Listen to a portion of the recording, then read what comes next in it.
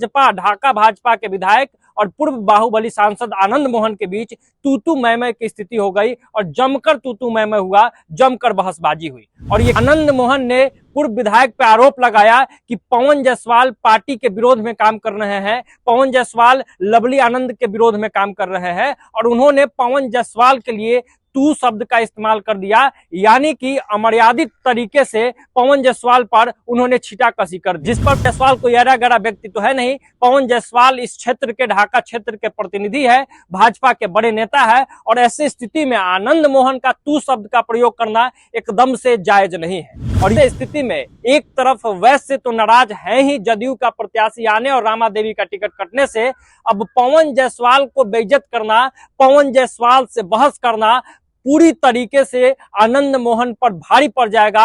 लोकसभा चुनाव की सरगर्मी तेज है। इस बीच कई पब्लिक ओपिनियन आए, कई तरह के दावे आए, कई तरह के मीडिया रिपोर्ट्स आए, जिसमें यह कहा जा रहा है कि इस बार बिहार में एनडीए को कुछ सीटों का नुकसान हो सकता है। जी हाँ, 5 से 7 सीटों के नुकसान के दावे हैं। इस बीच में शिवहर लोकसभा क्षेत्र जो है उसका भी नाम आ रहा है और इसके पीछे कई वजह है रामा देवी का टिकट कटना और उसके बाद जदयू के खाते में इस सीट का जाना और जदयू से पूर्व बाहुबली सांसद आनंद मोहन की पत्नी लवली आनंद को टिकट देना। तो सब कुछ ठीक भी हो सकता था, माहौल सही भी जा सकता था, लेकिन आनंद मोहन अभी भी लगता है उसी दौर में जी रहे हैं।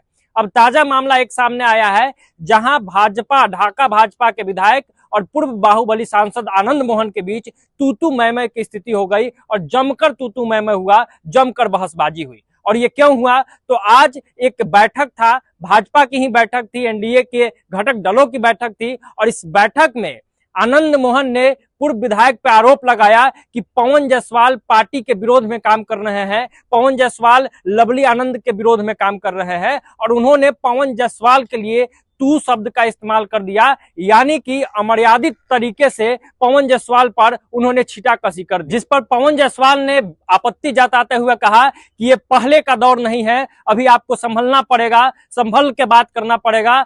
इस तरीके की कोई भी बात को बर्दाश्त नहीं की जा सकती है, क्योंकि मैं जनता का प्रतिनिधि हूं, मैं विधायक हूं और अगर आप मेरा असम्मान कर रहे हैं मतलब कि आप हमारे क्षेत्र के जनता को बेइज्जत करने का काम कर रहे हैं। और बात सही भी है, पवन जायसवाल कोई ऐरा गैरा व्यक्ति तो है नहीं। पवन जायसवाल इस क्षेत्र के, ढाका क्षेत्र के प्रतिनिधि है, भाजपा के बड़े नेता है और ऐसी स्थिति में आनंद मोहन का तू शब्द का प्रयोग करना एकदम से जायज नहीं है। और यही नहीं, आपको बता दें कि पवन जायसवाल वैश्य समाज के बड़े नेता बताए जाते हैं, बड़ा वैश्य समाज में उनका वर्चस्व भी है और ऐसे स्थिति में एक तरफ वैश्य तो नाराज है ही जदयू का प्रत्याशी आने और रामा देवी का टिकट कटने से, अब पवन जायसवाल को बेइज्जत करना, पवन जायसवाल से बहस करना पूरी तरीके से आनंद मोहन पर भारी पड़ जाएगा। लवली आनंद अगर चुनाव हारती है तो पवन जायसवाल का बेइज्जत करना, पवन जायसवाल के खिलाफ ऐसे बोलना एक बड़ा कारण इसमें साबित हो सकता है।